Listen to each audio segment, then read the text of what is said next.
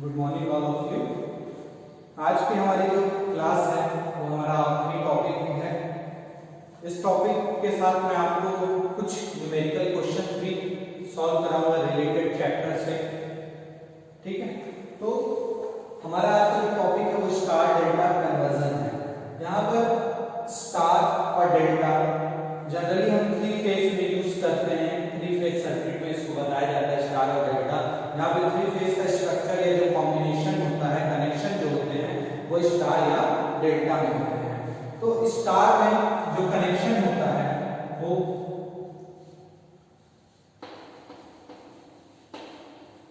एक neutral point से तीन फेज आपस में जुड़े रहते हैं इस तरीके से। ये आपका स्टार है, उसको हम नाम दे देते हैं R1, R2 और ये R3, point 1, point 2, point 3। This is the star. Next one है डेल्टा। डेल्टा जो होता है वो एक बंद परिपथ होता है। स्टार जो होता है वो एक खुला परिपथ होता है जिसमें तीन फेज आकर आपके एक न्यूट्रल पॉइंट पे कनेक्ट होते हैं। डेल्टा जो होता है वो बंद परिपथ होता है जिसमें एक फेज का जो एंड पॉइंट है वो दूसरे फेज के एंड पॉइंट से इंटरकनेक्ट होता है।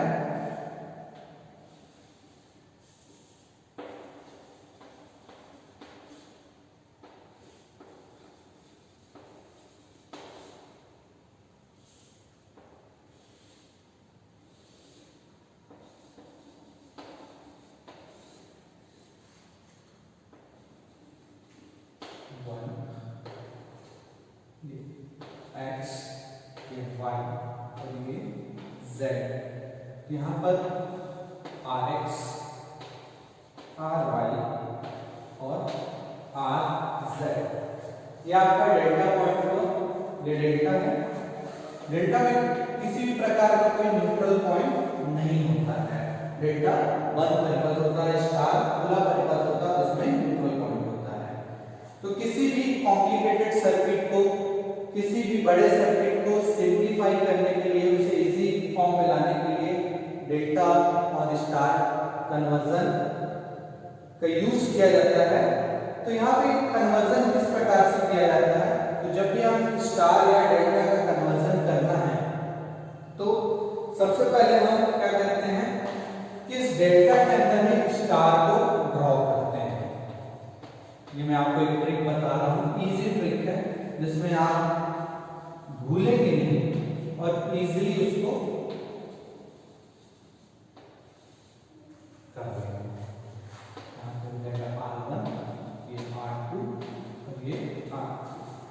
ठीक है, स्टार के जो रेजिस्टेंस है, स्टार में स्टार रेजिस्टेंस को हम R1, R2 और R3 से शो कर रहे हैं। डेल्टा रेजिस्टेंस को RX, RY और RZ के द्वारा हम शो करते हैं। क्लियर? तो जब आपको स्टार दिया हो और डेल्टा फाइंड करना है, फर्स्ट कंडीशन स्टार आपका नोन है और डेल्टा आपका अननोन है। डेल्टा फॉर्म में आपको निकालना है, मतलब आपको R1, R2 और R3 की वैल्यू दी गई है और आपको RX, RY और RZ की वैल्यू निकालनी है। तो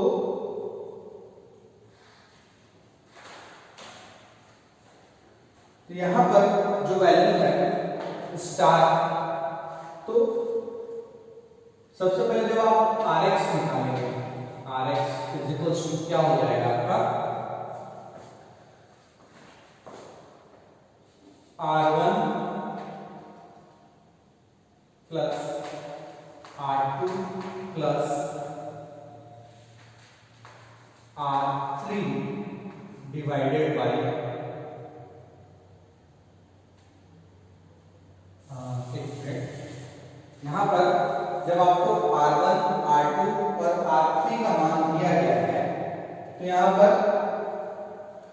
जो होगा वो R1 R2 और R3 की वैल्यू आपको पता है, आपको Rx निकालना है। Rx जो है वो क्या हो जाएगा कि एक minute,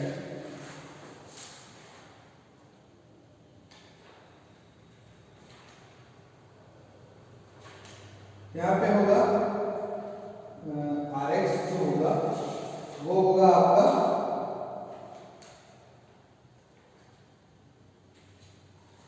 R1 plus R2 plus यहाँ पे जो आपका Rx है वो होगा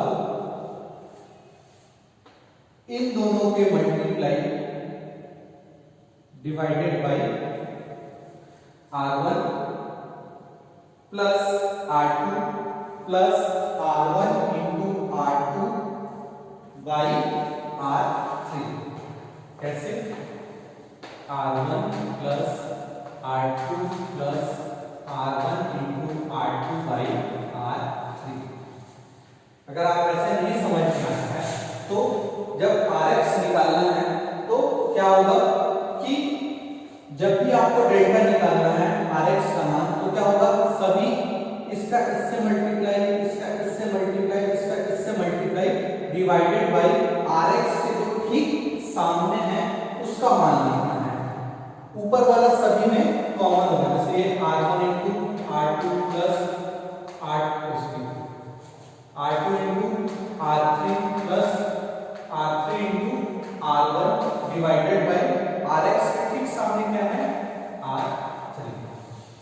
उसी प्रकार जब आप Ry का मान निकालोगे, Ry के ठीक सामने क्या है, R1, तो डिवाइडेड बाय क्या हो जाएगा, ये R1, और ऊपर जो है एज इट इज रहेगा R1 into R2 plus R2 into R3 plus R3 into R1। उसी प्रकार जब आप Rz का निकालोगे तो Rz के ठीक सामने क्या है, R2 है, तो डिवाइड बाय R2, ऊपर एज इट इज रहेगा R1 into R2 plus R2 into R3 plus R3 into R1। Clear? जब भी आप स्टार डेल्टा करते हैं, आपको स्टार का मान दिया है R1 R2 R3 का, आपको निकालना है Rx Ry Rz।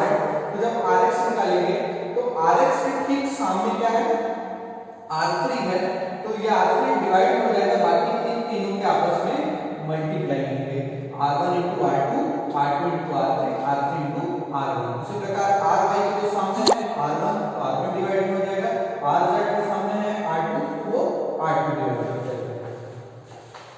उसी प्रकार डेल्टा स्टार, जब आपको डेल्टा नोन हो और स्टार अननोन हो, उस कंडीशन पे क्या करते हैं हम, तो जब आपको डेल्टा दिया हो, मतलब Rx Ry और Rz की वैल्यू दी गई हो और आपको R1 R2 और R3 का मान निकालना है, तो उस कंडीशन पे क्या होता है कि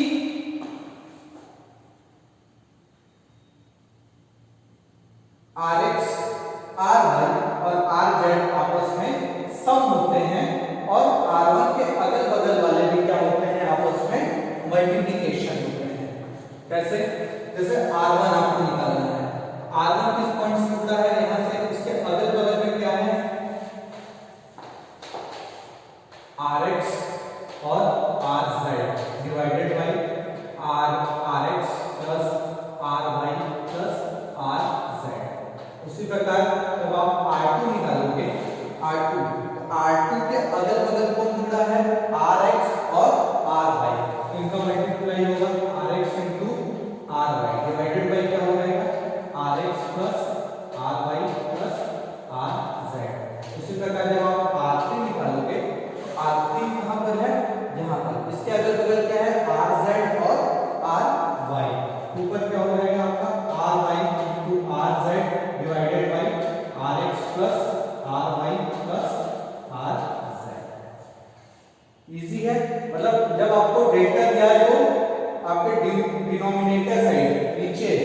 आपका उन तीनों का सम होगा Rx + Ry + Rz, और जिसको आपको निकालना है उसके अगल बगल का मल्टीप्लाई करके आपको न्यूमरेटर में बांटना है।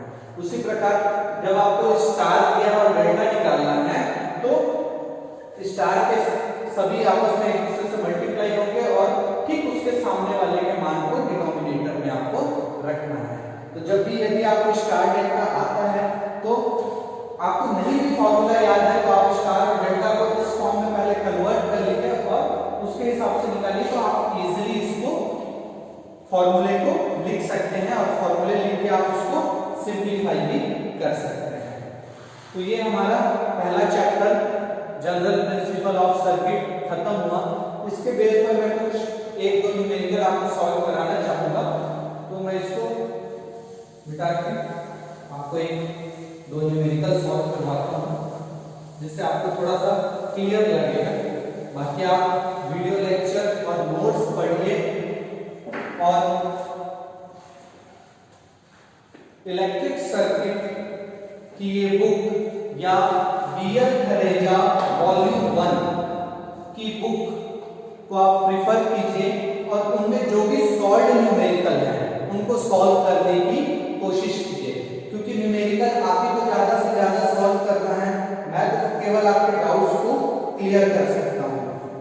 तो इसलिए जितने ज्यादा आप न्यूमेरिकल बनाएंगे आपका कॉन्फिडेंस लेवल उतना ज्यादा बढ़ता जाएगा, तो आपको इजी पड़ेगा कोई भी चीज।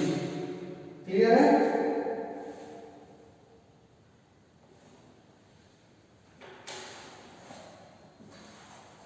अब जैसे यहाँ पे एक न्यूमेरिकल दिया है कि ये प्लस माइनस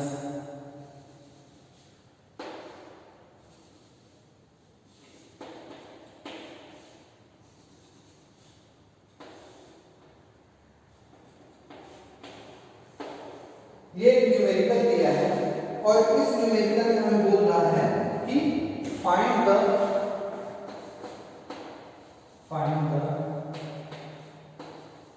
करंट सोर्स। अब आपको सोर्स कन्वर्जन करना है, आपको वोल्टेज सोर्स दिया है और उससे आपको करंट सोर्स निकालना है। 10 20 6 यहाँ पे 10 वोल्ट 20 वोल्ट ये 6 वोल्ट और जो रेजिस्टेंस का मान दिया है वो 1 ओम 2 ओम और 5 ओम है। तो अब हमें वोल्टेज सोर्स निकालना है, तो सबसे पहले क्या करेंगे हम रेजिस्टेंस देखेंगे। तो रेजिस्टेंस सभी सीरीज में कनेक्ट है, तो सबसे पहले हम R इक्विवेलेंट निकालेंगे।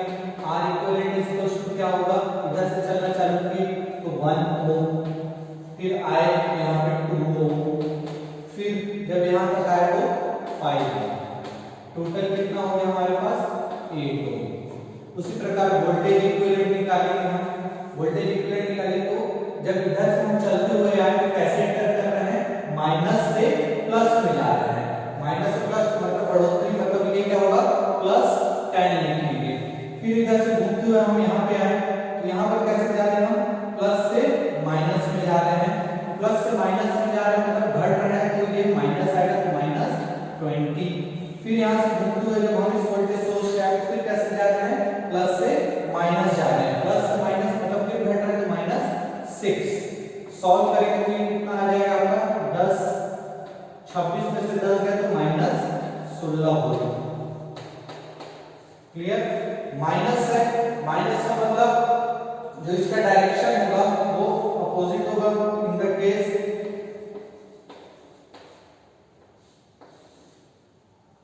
ये माइनस ऊपर प्लस नीचे। किसी भी सर्किट में यदि माइनस है तो माइनस उसकी नेगेटिविटी को नहीं बता रहा, उसके डायरेक्शन को बता रहा है। मतलब जो हमने डायरेक्शन अज्यूम किया है, अगर वो प्लस में तो एज इट इज डायरेक्शन है, और यदि वो नहीं है तो वो नेगेटिव डायरेक्शन है। तो यदि जैसे ये प्लस में था, ठीक है, प्लस, तो ये जो हो रहा है तो इसका रेडियन क्या होगा, प्लस से माइनस, या आप इसको माइनस से प्लस, ठीक है। ये 16 वोल्ट हो गया, ये 8 हो गया। अब इसको आपको करंट सोर्स में बदलना है तो सिंपल है, करंट सोर्स मतलब V बाई R, V 16 है, R कितना है 8, V बाई R मतलब 16 by 8 is equal to 2 ampere. ठीक, तो जो आप बदलेंगे तो ये रेजिस्टेंस और ये करंट, 2 एम्पियर का करंट, 8 ओम का रेजिस्टेंस। हो गया सॉल्व, सिंपल, ऐसे आपको करना है।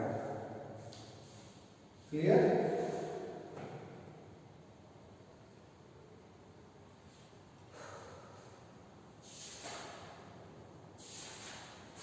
नेक्स्ट क्वेश्चन था बीएलटी वॉल्यूम 1 से ओम के नियम, combination of resistance, law of resistance, Kirchhoff law और स्टार डेल्टा, इसके बेस्ड पर आप न्यूमेरिकल सॉल्व कीजिए, न्यूमेरिकल मैक्सिमम सॉल्व कीजिए। किसी प्रकार के यदि डाउट आ रहा है तो आप पर्सनली मुझे मैसेज कीजिए, ग्रुप में मैसेज कीजिए, अपने डाउट्स को लिख कर या स्क्रीनशॉट लेकर भेजिए, जितना होगा पॉसिबिलिटी मैं आपके डाउट्स को क्लियर करूंगा। Thank you so much. तो इस प्रकार से हमारा जो पहला चैप्टर था बेसिक प्रिंसिपल ऑफ सर्किट वो ख़त्म हुआ और मैंने आपको ये नोट्स दिया है। तो नोट्स में देखिए मैंने ओम्स लॉ के बारे में बताया है, ठीक है, कि ओम के नियम अनुसार यदि ताप आदि भौतिक अवस्थाएं नियत रखी जाएं तो किसी भी प्रतिरोध के सिरों पर बीच उत्पन्न विभवांतर उसमें प्रवाहित धारा के समानुपाती होता है। मैंने आपको ये बताया था, उसका मैंने ये आपको नोट्स दिया है कि V प्रोपोर्शनल टू I और V is equals to R I या R is equals to V by I, जो कांस्टेंट होता है, जहाँ पर V वोल्टेज को शो कर रहा है जिसे हम वोल्ट में दर्शाते हैं, I करंट को बता रहा है जिसे एम्पियर में दर्शाते हैं, R रेजिस्टेंस को बता रहा है, प्रतिरोध, जिसे हम ओम्स के द्वारा शो करते हैं। तो किसी भी बंद परिपथ में वोल्टेज का मान उस परिपथ में प्रवाहित होने वाली विद्युत धारा और प्रतिरोध के मान के हमेशा गुणनफल के बराबर होता है, मतलब V proportional to R I. यहाँ पर एक सिंपल सर्किट के द्वारा मैंने शो किया है कि एक साधारण से परिपथ में हमने एक सप्लाई वोल्टेज V दिया है, एक प्रतिरोध लगाया है और उस परिपथ में करंट I बह रहा है। तो यहाँ पे ग्राफ के द्वारा भी दर्शाया गया है कि वोल्टेज और करंट के बीच यदि हम एक ग्राफ प्लॉट करें, एक कर्व बनाए, तो जो रेजिस्टेंस होता है उसका मान कैसा होता है, लीनियर फॉर्म में होता है, रेखीय होता है। ठीक, अब यहाँ पे प्रतिरोध के कॉम्बिनेशन मैंने आपको बताए थे कि 3 प्रकार के होते हैं, सीरीज कॉम्बिनेशन, पैरेलल कॉम्बिनेशन और मिक्स्ड कॉम्बिनेशन। तो यहाँ पर सीरीज कॉम्बिनेशन का मैंने ये डेरिवेशन आपको समझाया था, नोट्स में भी ये है, और पैरेलल कॉम्बिनेशन का ये डेरिवेशन। उसके बाद हमारा है किरचॉफ लॉ। तो किरचॉफ लॉ में मैंने बताया था कि किसी भी विद्युत परिपथ में किसी भी बिंदु या नोड, बिंदु को हम यहाँ पर नोड बोलते हैं, नोड वो पॉइंट होता है जहाँ पर 2 या 2 से अधिक धाराएं आपस में आकर मिलती हैं, और जंक्शन वो पॉइंट होता है जहाँ 3 या 3 से अधिक धाराएं आपस में आकर मिलती हैं। तो नोड को हम जंक्शन बोल सकते हैं पर जंक्शन को नोड नहीं बोलते, इसलिए हम कॉमनली नोड लेके चलते हैं। तो किसी भी विद्युत परिपथ पे किसी भी नोड या संधि पर मिलने वाली धाराओं के जो बीजगणितीय योग्य होगा वो 0 होगा, summation I is equals to 0। इसे किरचॉफ का करंट लॉ भी कहते हैं। ठीक, यहाँ पर दर्शाया गया है कि incoming current is equals to outgoing के बराबर होता है। ठीक, सेकेंड लॉ में क्या था कि किसी भी विद्युत धारा के बंद परिपथ में बहने वाली धाराएं तथा उसके संगत प्रतिरोधों के गुणनफल का जो बीजगणितीय योग परिपथ में लगने वाले विद्युत वाहक बल के बीजगणितीय योग के बराबर होता है, summation I R is equals to summation V। ठीक, तो यहाँ पर एक क्लोज पाथ के द्वारा हमने इसको शो किया है। उसके बाद था कि साइन कन्वेंशन। साइन कन्वेंशन मैंने आपको बताया था कि A rise in potential should be considered positive while fall in potential should be considered negative। मतलब जहाँ भी आपका बढ़ती हुई वोल्टेज दिखेगी उसे हम हमेशा धनात्मक लेंगे, और जहाँ घटती हुई वोल्टेज हमें दिखेगी हम उसे हमेशा ऋणात्मक लेंगे, या जहाँ भी बढ़ता हुआ क्रम दिखेगा उसे धनात्मक और घटता हुआ क्रम हमेशा ऋणात्मक लेना है। ठीक, ये वोल्टेज के लिए और एक रेजिस्टेंस के लिए यहाँ पर बताया गया है। ठीक, तो कंक्लूजन यही निकला कि जब भी हम पॉजिटिव से निगेटिव जाते हैं तो हम उसको क्या बोलते हैं कि फॉल इन पोटेंशियल, या फॉल हो रहा है, डिक्रीज हो रहा है, इसलिए हम उसे हमेशा नेगेटिव कंसीडर करते हैं। और माइनस से प्लस में जाते हैं मतलब हम क्या हो रहे हैं कि राइज कर रहे हैं, बढ़ रहे हैं, इसलिए हम हमेशा उसे पॉजिटिव कंसीडर करते हैं। ठीक, अब था resistance and law of resistance, प्रतिरोध और प्रतिरोध के नियम। The opposition offered to the flow of current that is free electron is called resistance, मतलब धारा के प्रवाह में जो अवरोध उत्पन्न करता है उसे हम प्रतिरोध कहते हैं। ठीक, तो यहाँ पे लॉ ऑफ रेजिस्टेंस है, प्रतिरोध को हम आर के द्वारा शो करते हैं, इसका यूनिट ओम होता है। तो यहाँ पे लॉ ऑफ रेजिस्टेंस में एक फॉर्मूला है, R is equals to rho L by A, जहाँ पे आर क्या है, रेजिस्टेंस है, ए क्रॉस सेक्शनल एरिया या अनुप्रस्थ काट का क्षेत्रफल, एल लेंथ ऑफ कंडक्टर, और रो जो है स्पेसिफिक रेजिस्टिविटी या विशिष्ट प्रतिरोधकता हम इसे कहते हैं। ये एक सिंपल डायग्राम एक कंडक्टर का हमने लिया है, जहाँ पर क्या हमें दिख रहा है कि जो हमारा प्रतिरोध है वो चालक की लंबाई के समानुपाती है। प्रतिरोध जो है वो जिस पदार्थ का बना होता है उसकी प्रकृति पर निर्भर करता है, मतलब उसके समानुपाती होता है। ठीक, तीसरा क्रॉस सेक्शनल एरिया के व्युत्क्रमानुपाती होता है। चौथा यह ताप पर भी निर्भर करता है। ये मैंने आपको प्रतिरोध के नियम के दौरान बताया था।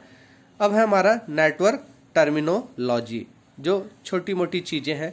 हमने एक सिंपल सा यहाँ पे सर्किट ड्रॉ किया है, तो इसमें जो छोटी छोटी टर्मिनोलॉजी या जो छोटी छोटी परिभाषाएं होती है किसी भी परिपथ के लिए, तो उसमें बताया जा रहा है। पहला एक्टिव एलिमेंट, या जिससे हम बोलेंगे सक्रिय तत्व, तो वह एलिमेंट जो इलेक्ट्रिकल सर्किट में एनर्जी सप्लाई करता है, जिसका खुद का सोर्स होता है, वो एक्टिव एलिमेंट कहलाता है। जैसे इस परिपथ में आपका एक्टिव एलिमेंट क्या है, यहाँ पे वोल्टेज E1 और वोल्टेज E2।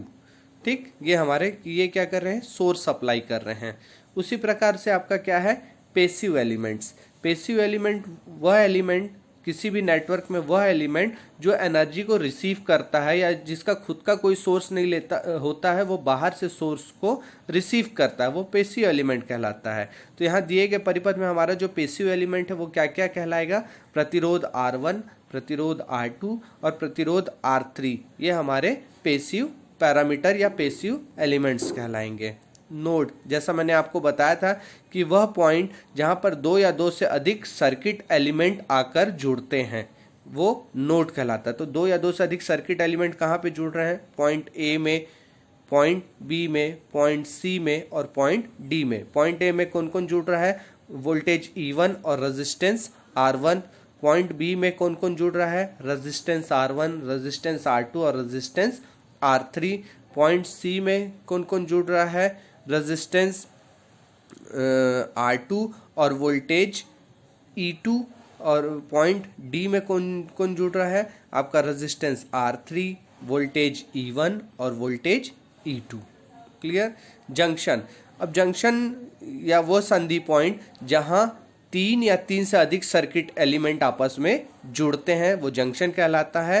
तो हमारे इस दिए गए परिपथ में दो जंक्शन पॉइंट है, एक जंक्शन पॉइंट बी है और दूसरा जंक्शन पॉइंट कौन सा है, डी। बी क्यों है, क्योंकि यहाँ पर मिनिमम तीन एलिमेंट जुड़ रहे हैं, R1, R2 और R3। उसी प्रकार डी क्यों है, क्योंकि यहाँ भी मिनिमम तीन एलिमेंट जुड़ रहे हैं, वोल्टेज E1, वोल्टेज E2 और रेजिस्टेंस R3। बाकी जो पॉइंट ए और सी है यहाँ पर क्या है, दो ही जुड़ रहे हैं। तो नोड यदि हम बोलेंगे तो चार नोड है, जंक्शन यदि बोलेंगे तो दो जंक्शन है।